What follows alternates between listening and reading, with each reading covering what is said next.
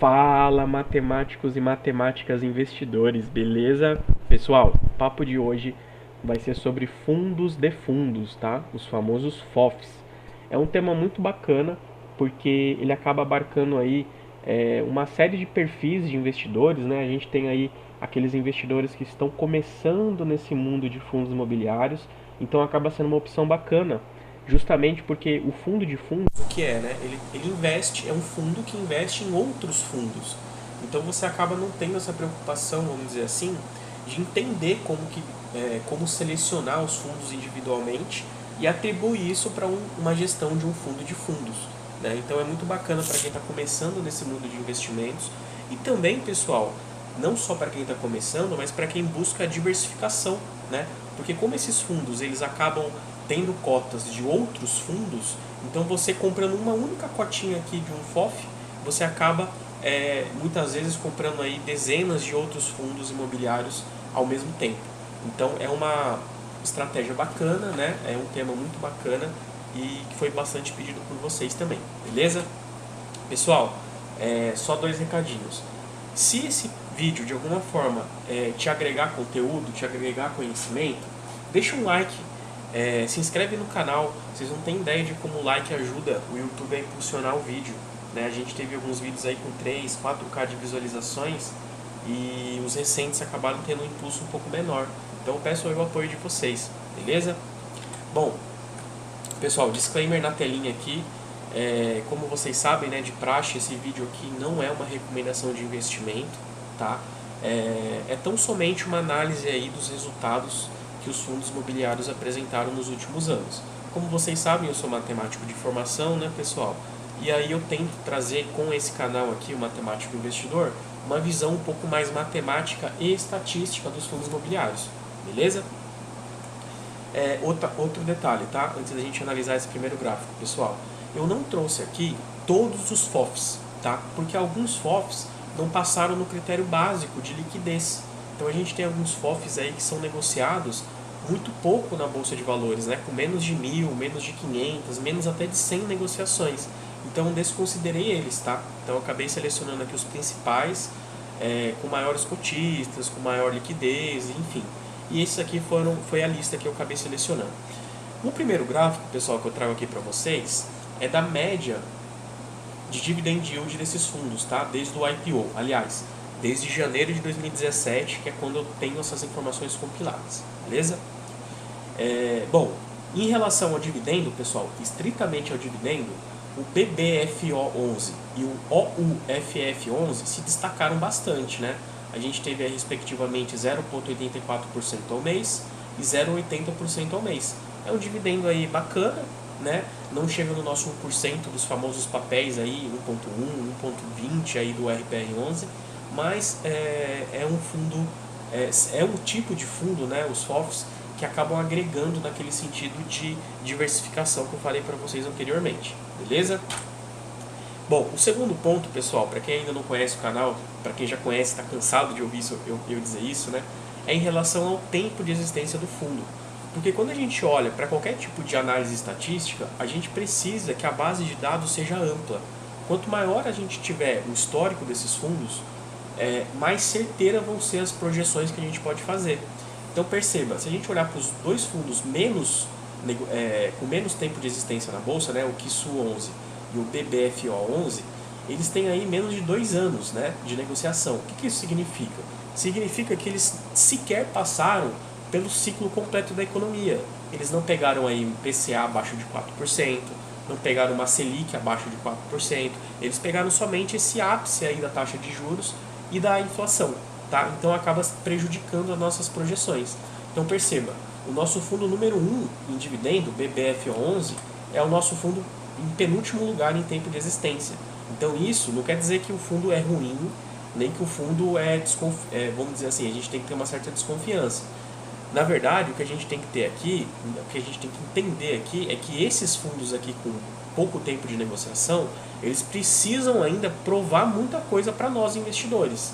Né? Então eles precisam passar por ciclos um pouco mais delicados em relação à taxa de juros e inflação para a gente verificar qual é a real média de dividendos que eles costumam entregar, beleza? Bom, Dito isso, a gente olha aqui para os 3 fundos com maior tempo de negociação na bolsa, né? BCFF11, MGFF11 e o HFOF11, tá? Com mais aí de 4 anos de negociação na bolsa, todos eles. Bom, um dos filtros que a gente precisa analisar, pessoal, na hora de investir, que pelo menos eu utilizo, né, na minha metodologia, assim, a gente muitas vezes vai encontrar vários fundos que estão com indicadores muito bons.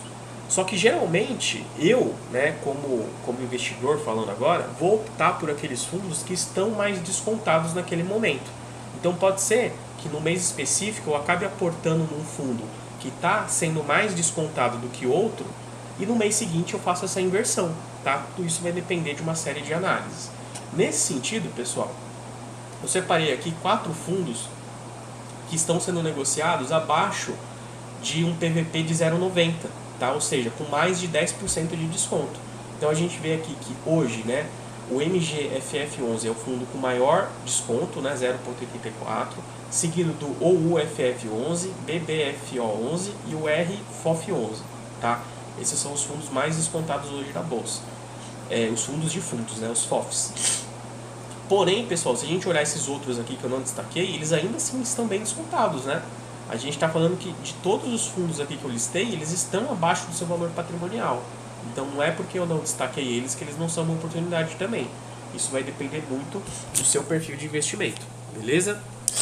Bom, pessoal, no meu modelo de investimento, como eu sempre falo para vocês, eu tento achar o equilíbrio entre todos esses indicadores. Eu quero um fundo que me dê dividendos bons, mas eu também quero um fundo que tenha um certo tempo de existência na bolsa já, para que eu não corra o risco de hoje estar surfando na crista da onda e daqui uns 10, 12 meses esteja surfando ali embaixo da onda, né? Essa não é a minha ideia. E até porque na minha estratégia de investimento eu evito muito me desfazer das minhas posições. Eu costumo comprar e ir acumulando, né? Porque a minha ideia é justamente ter uma renda passiva. Bom, dito isso, pessoal, eu separei esses 3 fundos aqui em amarelo que me chamaram bastante atenção, tá? Esses fundos de fundos. Então, os 3 FOFs que mais me chamaram a atenção, considerando todos esses indicadores, não necessariamente em ordem de primeiro, segundo e terceiro lugar, tá, pessoal? O OUFF11, tá? Ele tem um 0,80 de dividend yield, bem bacana, e tem um tempo de existência relativamente alto, tá? A gente está falando aí de quase 4 anos, né? 3 anos e meio aí.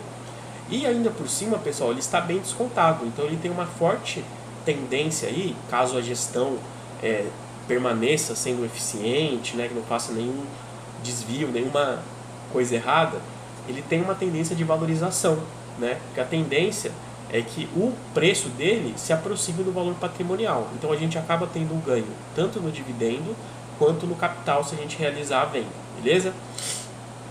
Bom, a gente tem também o RFOF11, 0,74 de dividend yield, 29 meses de existência, né? Um fundo mais recente, tem 2 anos aí de negociação na bolsa e também está com um descontinho legal. E por fim o HFOF11, pessoal, ele tem um dividend yield um pouquinho menor, porém tem um tempo de existência muito alto, né? 53 meses, é um tempo bem considerável, bem bacana para a gente que gosta de usar a estatística ao nosso favor. E também de quebra, né, está sendo negociado aí abaixo também a 0,92 PVP, tá? Esses 3 me chamaram a atenção, não significa que os outros sejam ruins, mas eu achei bastante interessante os indicadores desses 3 aqui, beleza? Bom, finalizando já o vídeo, pessoal, eu acho que assim, o indicador mais importante de todos, pode ter certeza, é você definir qual é o seu perfil de investimento e qual é a sua estratégia de investimento, tá? Muitas vezes você vai ter um perfil mais conservador, que abre mão de dividendos um pouco mais altos para ter aquela segurança de todo mês ter aquele dividendo médio ou um pouquinho abaixo da média, tá? Ou você pode ter um perfil mais arrojado, eu estou disposto a correr mais risco para ter mais rendimento. Isso vai depender, pessoal, de uma reflexão que você precisa fazer com você mesmo. Você precisa entender quais são os seus objetivos, se eles são de curto, de médio ou de longo prazo, e aonde você quer estar daqui 10 anos, 15 anos, 20 anos, beleza? Somente assim, pessoal, vocês vão tomar a melhor decisão de investimento e vão escolher o melhor fundo para o seu perfil, beleza? Bom, para finalizar o vídeo, pessoal, eu separei aqui rapidamente o último relatório gerencial desses fundos, tá? Então aqui o primeiro fundo que eu separei é o RFOF11, só para a gente ver um pouquinho de como está a carteira de investimentos dele, tá? Tá aqui no finalzinho, se não me engano. Vamos olhar aqui, ó. A gente percebe que a maior parte do fundo, né, 28,9, são de CRIs, né, de recebíveis. A segunda maior parte são lajes corporativas, seguida do setor logístico e de shoppings, né? Então a gente vê que apesar da maior parte ser CRIs, se a gente for juntar aqui, né, os setores de tijolos, eles acabam sendo maiores, né? Então esse fundo é um pouco mais focado em tijolo e, enfim, tem essa característica aqui voltada um pouco mais para os tijolos. E a gente tem aqui quais são esses fundos, né? Então percebam, eles têm bastante fundo de tijolo aqui, né? BTLG, PVBI, BRCO, JSR, enfim, são todos esses fundos aqui. Se vocês quiserem conhecer um pouco mais, acessem o relatório gerencial desse fundo aqui, beleza? O segundo fundo que eu tinha separado lá para vocês em amarelinho, né? O HFOF11. Descendo aqui para a gente ver a composição da carteira, acho que está mais para o finalzinho também. Esse aqui, a segmentação desses fundos, né? Ele tem aqui a maior parte no setor corporativo, né? Em CRIs no setor corporativo. Tem também a segunda e a terceira maior parte em logístico e shopping. Então a gente percebe também que acaba sendo um fundo que, se somado os subsetores aqui, os subsegmentos, tem um peso maior no setor de tijolo, né?